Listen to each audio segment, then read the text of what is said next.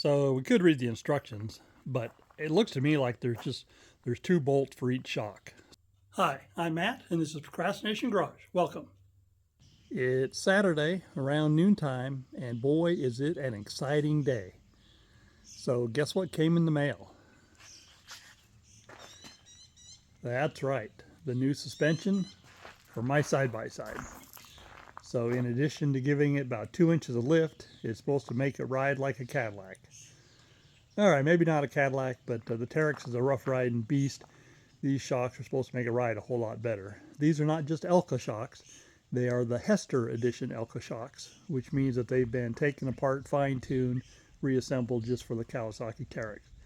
When you order them from, I think it's Hester Motorsports out of New Mexico, they ask you a bunch of questions about what kind of riding you do, what kind of weight you carry on the machine, and they tune the shock specifically for that.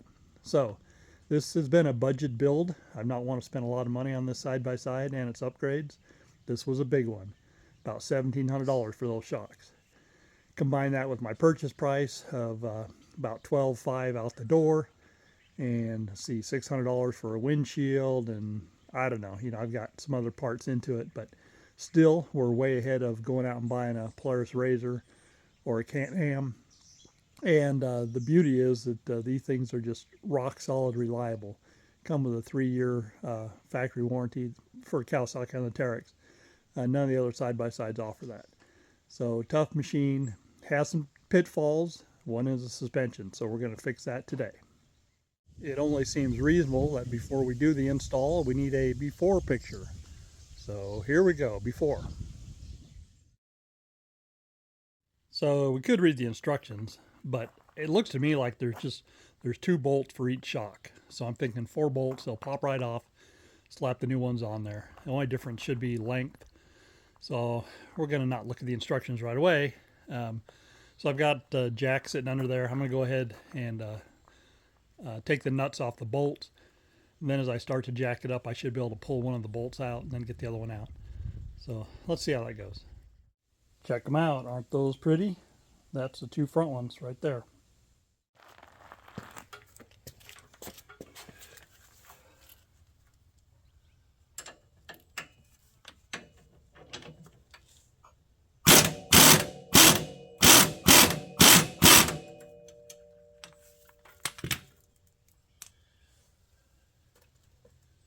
Fortunately, I can't get to the top ones that way.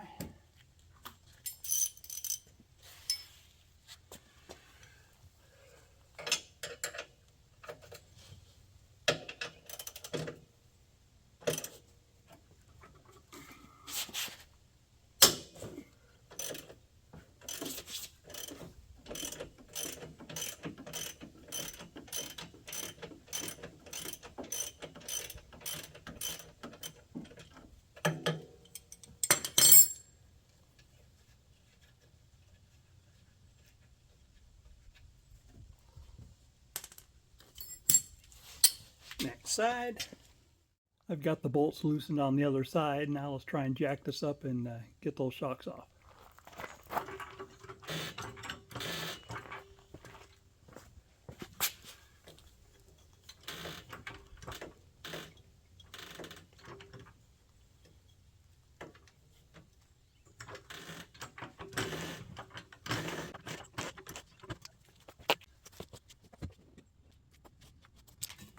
Try vice grips. Maybe we'll just try the impact. This one's already most of the way out.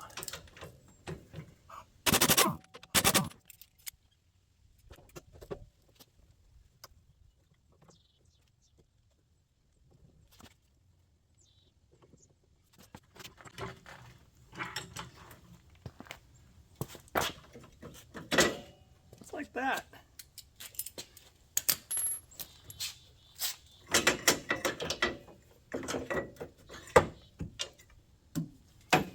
Bingo!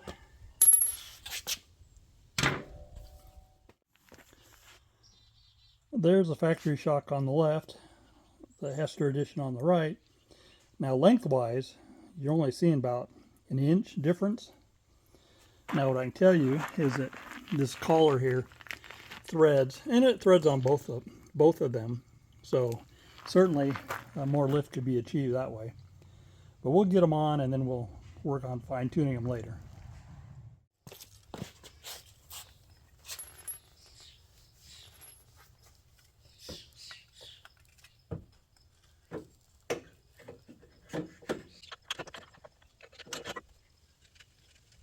All right, jack it up to get it to fit.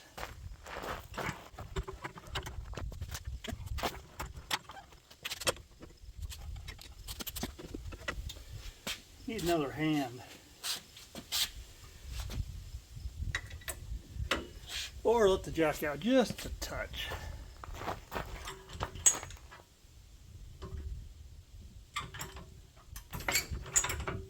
That's more than a touch.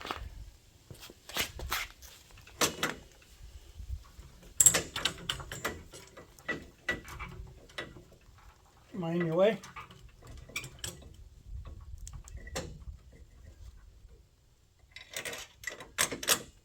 Just like that. I know, you probably just got a shot of my knee or my butt or something.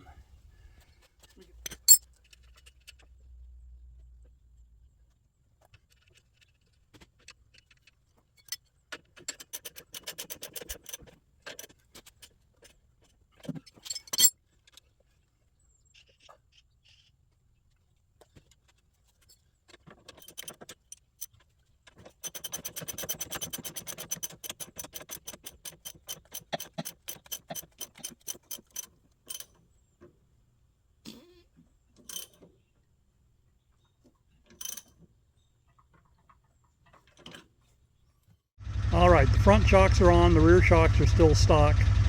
Does it sit any taller in front? I don't know, it's not really noticeable. I can certainly adjust it up. I'm more about improving the ride quality than lifting it, but we'll take what we can get.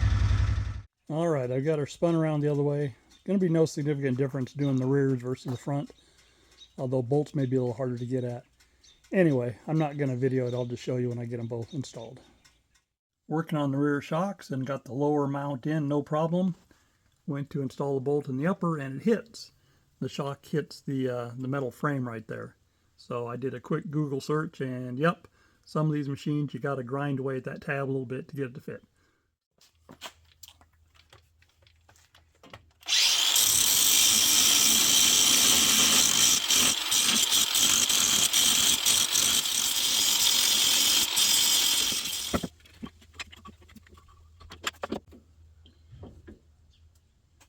I need to grind a little bit more, but that's the idea. Okay, what I thought was just another couple minutes of grinding turned into 20-25 minutes of grinding and several test fits. I think I got it where I want it now. There's what the clearance looks like with the bolts installed. The rear suspension is installed and resting down on the shocks now. So on all the shock bolts, I put a little bit of blue Loctite when I put it back together. So now we need to read instructions, see if there's any pre-tuning we need to do. So I just took it for a test ride around the property. It definitely feels like it rides softer. So one thing I did is I aired the tires up. I'd had the tires aired down to what I thought was about 5 psi, but they actually weren't even registering on my gauge. So they were lower than that. That had really helped the ride. So I aired them up to 10 psi, which I know in the past is a pretty rough ride. Anyway, rode it along the edge of the orchard where it's pretty rough. And just kind of hammered on it, and it definitely seems to be doing pretty good. But we've got a definite rake from front to back. We should be closer to level. So I can see that the rears are kind of the, what is it, compression? Whatever it is, it's turned up pretty high. That red ring there is screwed down. And so I'm thinking maybe what we'll do is we'll tighten the front and loosen the rear until we get it sitting more level. And then we'll take it for another ride. And if we don't have any real qualms with that, we'll leave it set up like that until we take a few real rides with it. Right now, the distance between the top and this ring is 2 7/16 of an inch. Are you in focus? So I'm going to go ahead and change that, and then I will match it on the other side. Don't know what the magic number is. I'll let you know. I went from, what did I say, 2 7/16 down to 2 inches, both sides. One thing I learned is that you don't want to loosen the set screw too much on that red ring because it'll cock and it won't thread. So I ended up having to loosen all the way, jack the thing up, and then got it re-threaded like it was supposed to. Wasn't a big deal. Anyway, now we're going to go to the front and we're going to tighten it up. All right, I took the fronts from about a little over an inch of thread showing up to an inch and, 5/8, I think. Quite a bit, actually. Front is sitting a lot taller than it was. The rear, I don't know how much I knocked off, half an inch maybe. It is sitting a little lower, although it's hard to tell. Now, the problem is that's going to stiffen the front significantly and loosen the rear significantly, or make it so it's not as stiff. So is that going to be a good thing or a bad thing? I don't know. I'm going to go ahead and take it for a ride right now, and I'll let you know. All right, folks, there it is. I'm pretty happy with that. I don't know. I'll have to go back and look at the before picture, see how much of a nose down attitude I had. Certainly the front is tightened up and the rear is loosened up. It feels pretty equal when I'm out there running. I was going to video, I forgot all about it. Anyway, I was running right over there along the edge of the orchard, and I was just hammering it full speed. It definitely was soaking up the bumps better than the old original suspension. Thing just had very limited travel. Now it's got quite a bit more travel. So I can tell the back, the A arms are now angled downward at the wheels. They were pretty level going across before. Probably that was the case with the front too. I'll have to go back and look at pictures. So we're calling this a job well done. Hopefully we get out this week and test it up in the mountains. Have to see if somebody wants to ride. Honestly, even if they don't, I may go by myself. It's no big deal. So that's it. Let's move on to something else. Figured I should give a shot from the front as well. And these A arms are also angled more down at the wheels, but they were somewhat before on the front. It was mainly the rear. Anyway, that's it. So I don't know what time it is. It's probably 3:30ish. So it's taking us a while to get this done. All right, guys and gals, we're a few minutes into the video. Hope you'll do me a favor, hit the like button, dislike button, whatever. Subscribe, leave me a comment, tell all your friends. I appreciate it. Thank you. It's a Thursday morning, headed up on White Pass, taking the side-by-side up with my daughter Ryan. Hi! Hope that showed her. I don't know. Anyway, it's the two of us and then our friend Don, and that's it. But as you can see, it is a beautiful weather day, and we're going to have a blast. Made it to Tieton Reservoir Loop Road.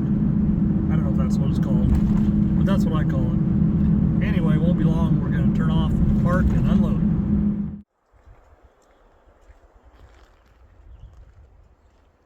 Say hi, Rai.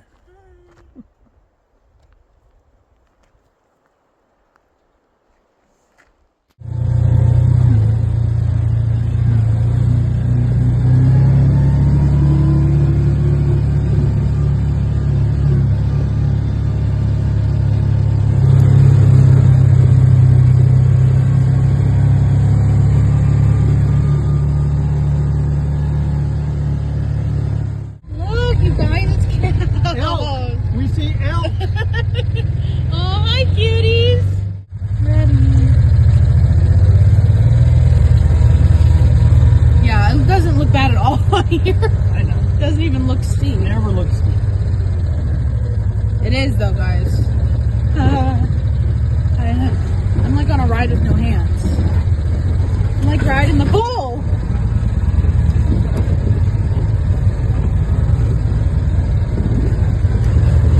No, because when your tires were running, I was like, oh my god, we're not making it up here. No, I was like, you're not full of mud.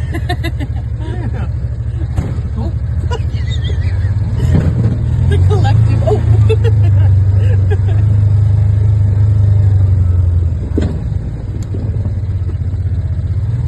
Oh, okay. Now we're getting a little sloppy.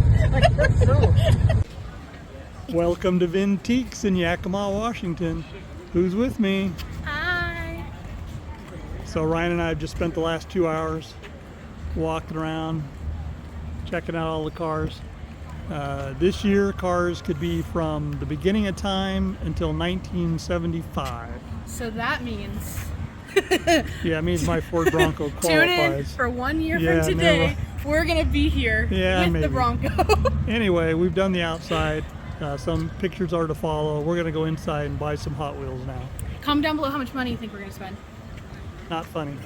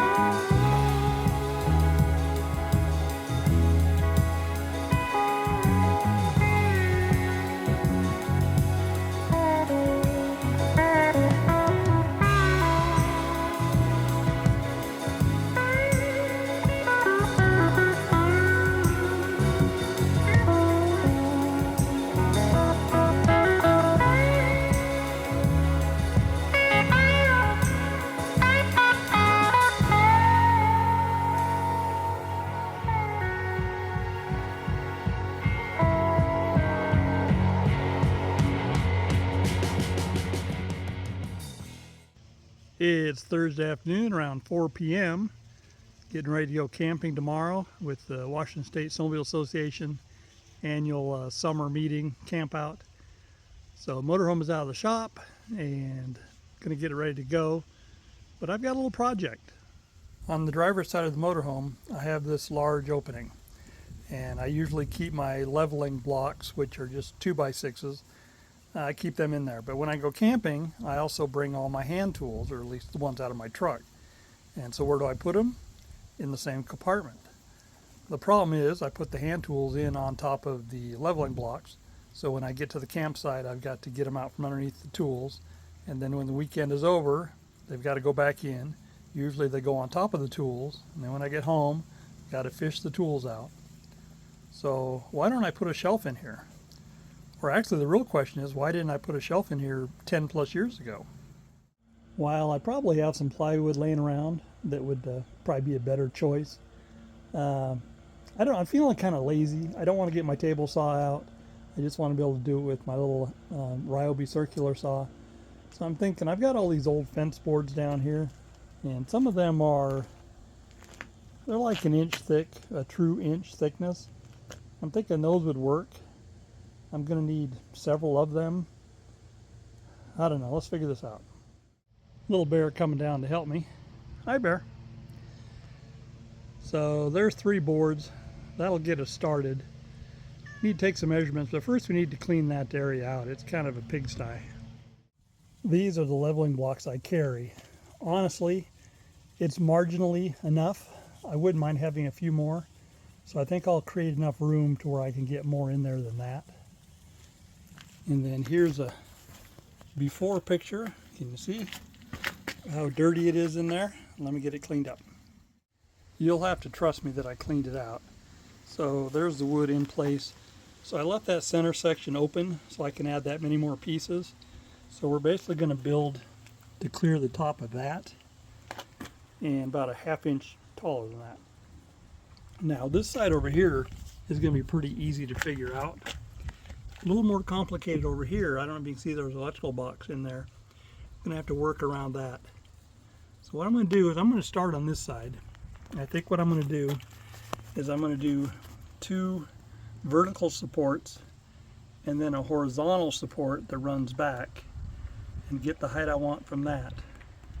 And then we'll figure out how we're going to make something similar here on the other side, at least to get us a level spot going across. So let me work on that. There's what I'm thinking for the right side. So this piece across the top, that's 2 inches. I needed 11.5 inches in height, so these 2 pieces are cut 9.5. I'm going to drill a couple of screw holes here and here down into each of those. What do you think? There it is, all done. A couple of screws in from the top. Use 3-inch deck screws. Let's go put this one in place. Houston, we have a problem. All right, if you look there, there's a bunch of black caulking or something that is holding that side up.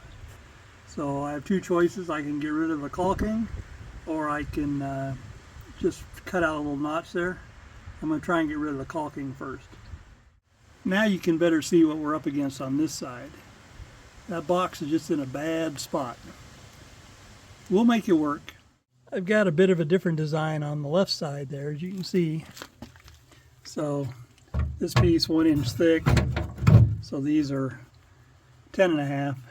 So I've got to notch around where that wire is. Then you can see that caulking over there. We're gonna have to trim that so the thing will fit back in there. So let me do that and I'll show you. Can you see okay? All right, I'm pretty happy with that. I did have to shorten this sole assembly left to right, the horizontal, by 3/8 of an inch, because this box is not square. But that's all right, it's in there. So now we need to make some boards to go across the top there. Let me get started. How's that look? We got 3 shelves in there, or 3 cross pieces. It doesn't matter if there's some gaps. Nothing's gonna fall through. All right, I'm gonna screw these in and I'll show you when I'm done. There it is, all done. Perfect? No. But cost is almost 0, just some screws, and should work. Let me get it loaded up. Everything's in there, tools and all. Can you see the tool pouches? It's kind of dark. Anyway, that's it. Now, the tool pouches is kind of a tight fit. I may come back and cut like 1 inch off the bottom of that stuff and drop it down a little bit. I don't know, we'll see. It's not bad. Now, my jumper cables, they were in there. I'll go ahead and throw them on top of the wood. I was kind of hoping they'd be on the top shelf. I don't really have room. And the shovel that used to be in there, no room for that. That's all right, we'll find another place. Alrighty then, we've reached the end of another episode of Procrastination Garage. Hope you guys enjoyed the video. Well, I'm just glad you hung around till the end. So we're catching up quick. I'm running out of content. I had to skip some content, some work on the mower. That'll be in next week's video. It was too long to put in with what I'd already done. So look forward to that. That'll be a better video next week than this one. Yeah, this one was kind of lame. Was it? I think it was. Anyway, remember, this is Procrastination Garage. My name is Matt. Oh, hey, down in the comments, tell me what you're working on. Or better yet, tell me about what you're procrastinating about. Appreciate it. Anyway, now, my name is Matt. This is Procrastination Garage, and we'll see you soon. Thank you.